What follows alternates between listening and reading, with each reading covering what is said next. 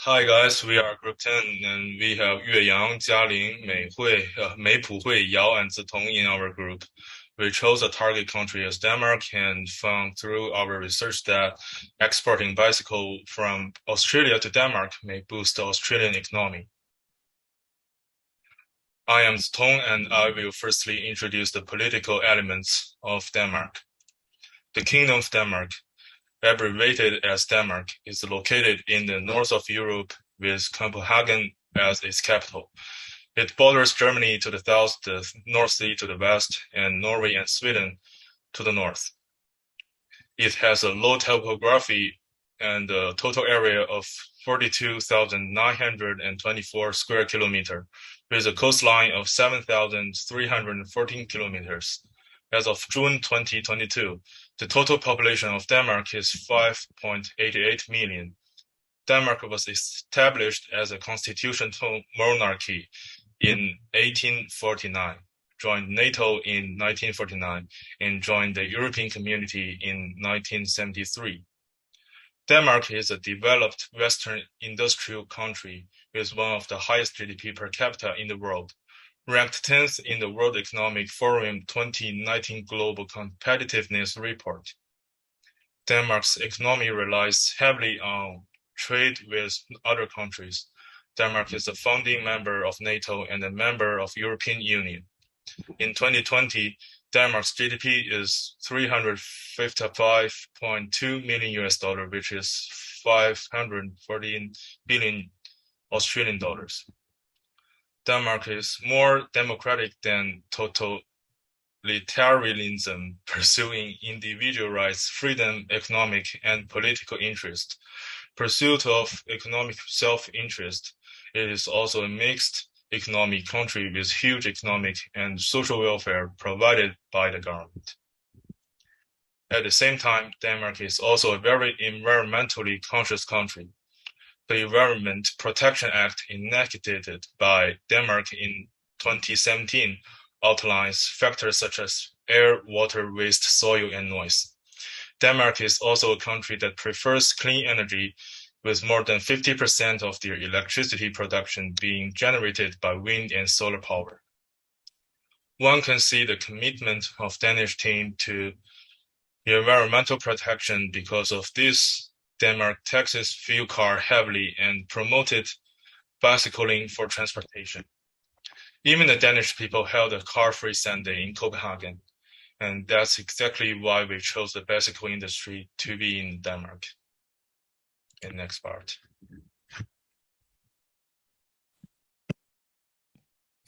Okay, thank you, Zitong. Here's my part. Hello, I'm Jialing. I'll take the second part of the pestle model. As we learned, the pestle model consists of 6 different angles to analyze the elements of the business environment. The first part is the political elements. The most important factor affecting Denmark's political landscape is its membership in the European Union. Denmark is a long-standing member of the European Union. It benefits from numerous trade policies that help to significantly boost the country's economy. As it stands, Denmark is set to remain a member of the European Union soon, which guarantees the country a strong political and economic foundation. Copenhagen, the capital of Denmark, has announced that it hopes to become the world's first carbon neutral city by 2025. The so-called carbon neutral means that the net carbon dioxide emission of the current year will be reduced to zero through various reduction or major measures.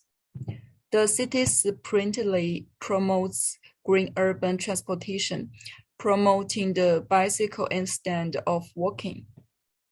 And next part is about economic. Denmark has one of the highest gross domestic products of any country in the world per capita. This signals just how strong the Danish economic is. More importantly, the high GDP per capita allows Denmark's residents an extremely high standards of living. It also leaves them with plenty of disposable income, which in turn helps to drive the economy. And another important aspect of the Danish economy is the low income inequality. In fact, Denmark has some of the world's lowest inequality rates. Low inequality indices are overwhelmingly positive for the country as they ensure all residents enjoy a similarly luxurious quality of life. This means that the luxury attributes of a private car are very low in Denmark. Instead, the bicycles have replaced them as the new trade. And the next point is about social culture. Denmark has a good social order, and its citizens have high pursuit of living standards. Their working hours are fixed, overtime requests are rare, and their spare time is sufficient. In addition to the high degree of integration with nature, passion for outdoor sports, and inclusiveness among Danish people, cycling has become a part of the daily leisure and social life of Danish people. In Denmark, bicycles rank first, public transport second, and private cars last. This because the Danish demand for transportation is only a means of transportation and has no other value attributes. In addition, the inner area of each Danish city is small, so bicycle travel with environmental protection is and additional attributes of health has become the primary travel preference of Danish people. Okay, and then let's move to the next page. The next point is about technological. Being an extremely developed country, it should come as no surprise that Denmark is considered as a digital country. Thanks to the combination of sharing technology and bicycles, Denmark also has a good bicycle transportation service. Copenhagen alone has more than 100 free bicycle parking spots. Denmark has an incredible strong research and development technology. Once again, the country's R&D skill is considered one of Europe's strongest. Of course, this established R&D sector should come as no surprise, given the country's economic development and progressive thinking. The new energy policy calls for a doubling of funding for research and development in the energy sector, which favors commercial bicycle development. And the next part is about legal. The energy tax measures include an increase in the existing carbon dioxide tax from 2008 and a new nitrogen oxide standard in 2010. This movement will reduce the use of motor vehicles for transportation, and the bicycles will have from a high market share as an alternative. The next part is the environmental. Despite growing investment in renewable energy sources, Denmark is still very much dependent on fossil fuels. The country has considerable oil and gas reserves, which are largely used to supply current energy requirements. Denmark has previously exported some of its oil and gas supplies, but they are no longer in the position to do so. In any case, this dependence on fossil fuels may prove to be a problem for Denmark shortly if the European Union imposes new taxes on fossil fuels. Therefore, there is an urgent need to reduce the dependence on motor vehicle, as well as a mainstream orientation towards non-energy vehicles. The above is my analysis of the business environment based on the Danish bicycle market. Please move on to the next section. Hi everyone, I'm Meipuhui. I'm going to talk about the role of the Danish government in this industry. The government of Denmark plays a significant role in the cycling industry in the country, considering three pillars of institution. In terms of regulatory institutions, the Danish government has transformed their Environmental Protection Act 1973, that is promoting the usage of cleaner technology and the development of cleaner products in the life cycle context. The Parliament of Denmark further passed an act in the year 2006 that lets the four biggest cities in Denmark start lowering emission zones. These major cities have created low emission zones where heavy-duty automobiles are obliged to have filters that lower the emission of harmful gases. Similarly, in terms of normative institutions, it can be said that people in Denmark have reached a consensus on protecting the environment. After the Middle-East oil crisis in the early 1970s, there were protests in the country to make the city clean and completely vehicle-free. People became concerned about climate change, air pollution, and the requirement of the increase in the number of office staff to get more exercise, which led to the popularity of bicycles in this country. Considering the cognitive institutions of the Three Pillars institution, the government of Denmark has introduced the Bike to Work campaign to encourage employees to cycle to their work. This campaign aimed to address several challenges that range from heavy crowding in Copenhagen to risky countryside highways.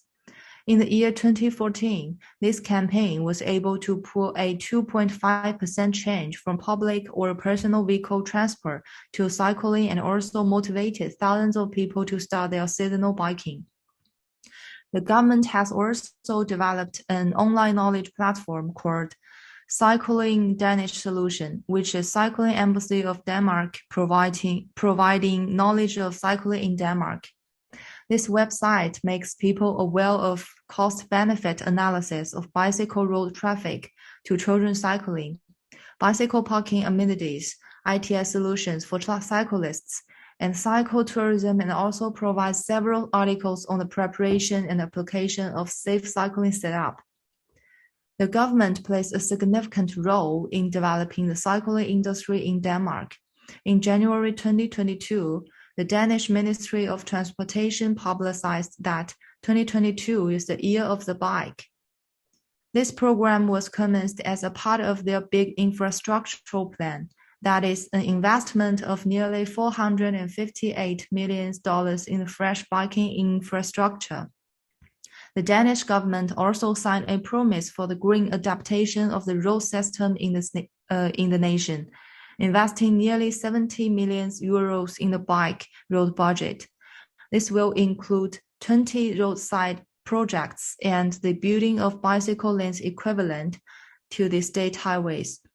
Please move on to the next station. Thank you. Thank you, Meipuhui. Hi, I'm Yueyang. In this section, we would like to discuss the international trade agreement to be considered. Australia has a significant two-way goods trade relationship with the European Union, with a value of 69.3 billion in 2016. The European Union became Australia's second largest trading partner in the financial year 2018-19, according to the data published by the Department of Foreign Affairs and Trade. Australia and the European Union launched an ambitious FTA negotiation in 2018. Once it is in place, Denmark will enjoy the benefit of this multi-billion-dollar FTA as a member country of the European Union, which is expected to assist post-pandemic economic recovery. This FTA seeks reduction or elimination of EU tariffs on a wide range of goods, thereby providing Australian exporters with competitive edge and would give Australian business access to a large market in the EU. Despite of the well-understood benefit, it was also reported that European Parliament voted for a new carbon border adjustment mechanism in 2021, with a carbon levy up to $77 per ton on products from countries lacking serious pollution reduction programs, including Australia. As the CBAM is expected to come into force in 2023, Australian exporters could face millions of dollars of additional tariffs on their products, which could add to the cost significantly.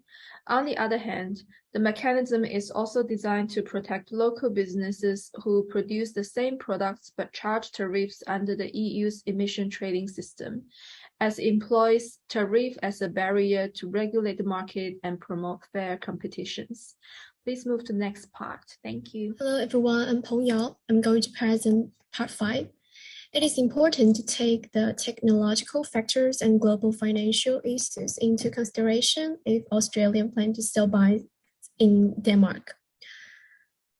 First of all, technology is one of the important elements in the PESTEL model to analyze the business environment of one industry. Technology is changing rapidly now. Its factors include, but not limited to, the following like automation, how research and development may impact both cost and competitive advantage to the company. Technology infrastructure, finally, is the cybersecurity, which advantages can be to granting the consumers privacy. In Denmark, bicycles are very important means of transportation. The Danish government has high quality requirements for the sale of bicycles, and the quality requirements and safety guarantees for bicycle lead to high prices for bicycles in the region, with an average bicycle costing more than 100 euros. Therefore, the quality and safety technology of the bicycles is one of the necessary factors to consider when entering the Danish market. Secondly, it is also essential for Australian bicycle sellers to consider the impact from global financial issues.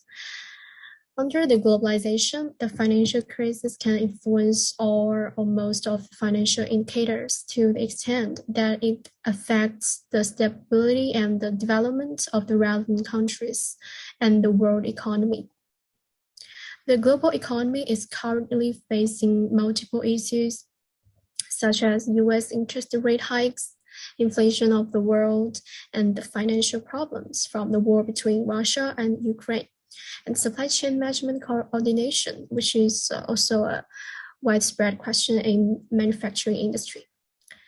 Michael, an economic advisor to the Danish government, and Olsen, who is an economic analyst at Danske Bank, point out that since the Denmark flexible job market, solid government support, and moderate consumption of consumers, they believe that the Danish economy has a high ability to withstand global economic problems. According to the survey, the Danish bicycle market is one of the least affected by the global financial crisis. Therefore, Australian investors need to consider the economic crisis, and it is also necessary to consider whether the scope of issue is manageable. Let's move on to the conclusion. In this presentation, we implemented a PESTEL framework, analyzed political, technological, and financial issues that are influencing the business environment of Denmark's cycling industry in an attempt to capture the booming market as well as explore opportunities for Australian bicycle companies to export their product to Denmark market. Next, you can see is the reference list that we used in this presentation. Lastly, thank you for listening.